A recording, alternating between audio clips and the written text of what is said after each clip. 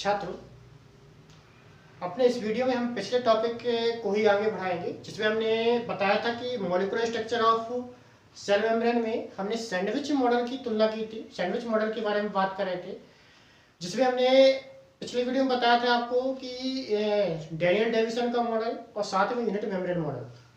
आज के इस वीडियो के माध्यम से हम आपको बताना चाहते हैं कि अंतर्निवेशित मॉडल के अंतर्गत जो दिया गया था फ्लूइड मोज़ेक मॉडल, इस फ्लूइड मोज़ेक मॉडल के बारे में चर्चा करेंगे।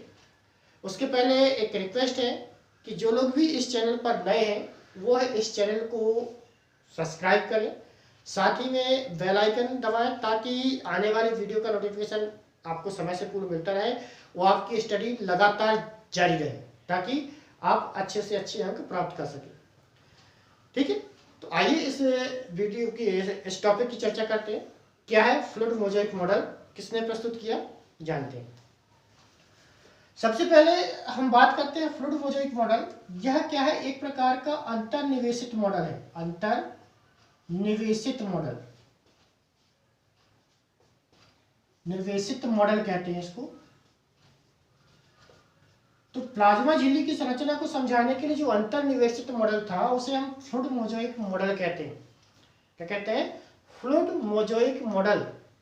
ठीक, इसे हिंदी में कहा जाता है तरल मोज़ेक मॉडल के नाम से भी जाना जाता है, और खासकर यह बोर्ड एग्जाम की दृष्टि से वेरी इंपॉर्टेंट प्रश्न माना जाता है। जो फ्लूइड मोज़ेक मॉडल था, इस मॉडल को प्रस्तुत करने वाले जो वैज्ञानिक थे वो सिंगर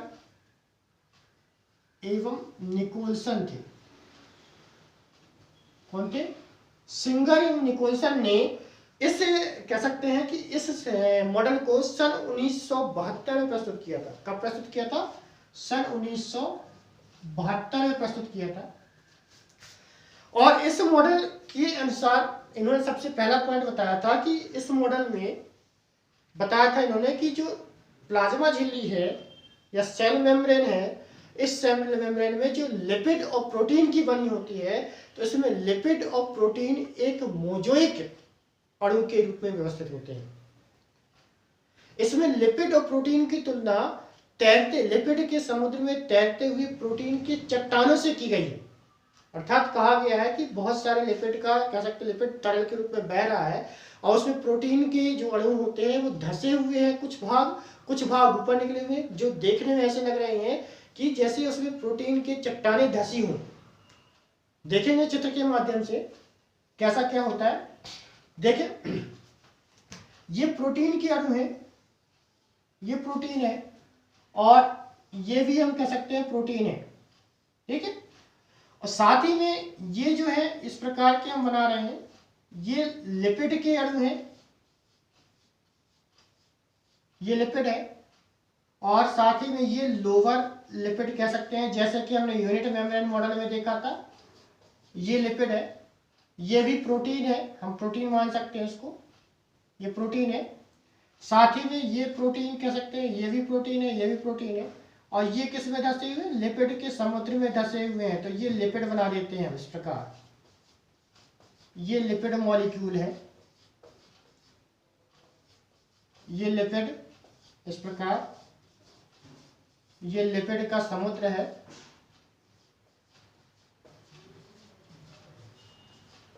ये लिपिड है पूरा। अब लिपिड है तो लिपिड में हमने कहा था कि दो भाग होते हैं, एक हाइड्रोफिलिक हेड होता है, तो ये हाइड्रोफिलिक हेड है ये, और साथ में इनसे लगी निकले हुए टेल है, ये हाइड्रोफोबिक टेल है, ये हाइड्रोफोबिक टेल, ये हाइड्रोफोबिक टेल है। उसी प्रकार इसमें भी हाइड्रोफोबिक टेल, ये हाइड्रोफोबिक टेल है,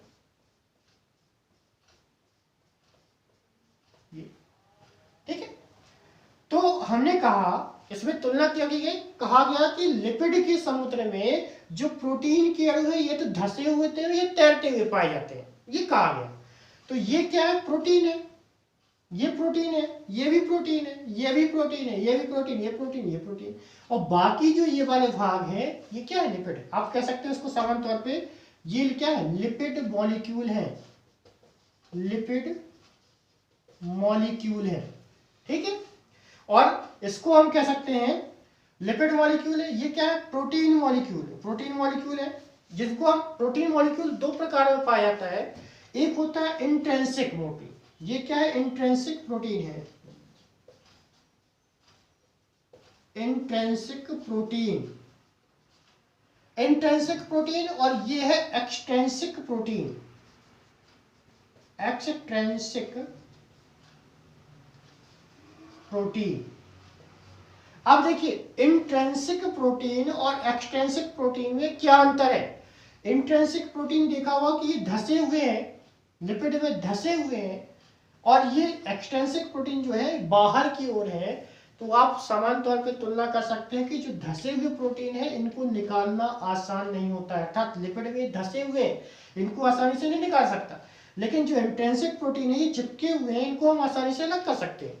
तो ऐसे प्रोटीन जिनको लिपिड के समुद्र से अलग किया सकता है उसे कहते हैं इंट्रिंसिक प्रोटीन, और जिनको अलग नहीं किया सकता उसे कहते हैं इंट्रिंसिक प्रोटीन, और जिसको अलग किया सकता है उसे कहते हैं एक्सट्रिंसिक प्रोटीन। मतलब प्रोटीन दो रूपों में पाया जाता है, इंट्रिंसिक और एक्सट्रिंसिक। ठीक है, इसके साथ ही जो दूसरा भाग होता है वो लिपिड वाला भाग होता है, ये तरल के रूप में होता है। और लिपिड के भी दो भाग होते हैं, एक होता है हाइड्रोफिलिक, ये जो वाला भाग है इसको हम कह सकते हैं, जिसको डार्क कर सकते हैं, ये जो डार्क वाले भाग हैं ये कहलाते हैं हेड, ये लिपिड के हेड है, जिसे हमने पिछले टॉपिक में चर्चा किया था कि हाइड्रोफिलिक हेड कहलाते हैं, हाइड्रोफिलिक हेड है।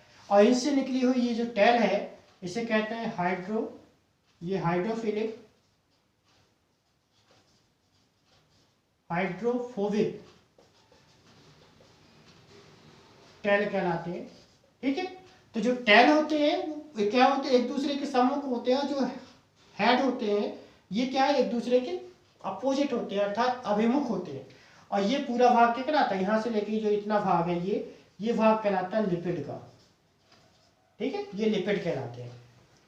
तो फ्लूइड मोज़ेइक मॉडल में जो बात कही गई सिंगर एवं निकोलसन के द्वारा 1972 में, इसमें बताया गया कि लिपिड और प्रोटीन की तुलना किससे की गई, लिपिड के समुद्र में तैरते हुए प्रोटीन के चट्टानों से की गई, जिसमें लिपिड के अणु के दो भाग हाइड्रोफिलिक हेड जो एक दूसरे के अपोजिट होते हैं, अभिमुख होते हैं, और हाइड्रोफोबिक भाग जो होता है, टेल भाग होता है, जो एक दूसरे के सम्मुख होते हैं। इसके साथ ही जो प्रोटीन भाग होता है वह कुछ प्रोटीन भाग धसे होते हैं लिपिड के में, और कुछ प्रोटीन भाग बाहर की ओर, जो धसे होते हैं उसे कहते हैं इंट्रिंसिक प्रोटीन, और जो बाहर की ओर चिपके होते हैं उसे कहते हैं एक्सट्रिंसिक प्रोटीन।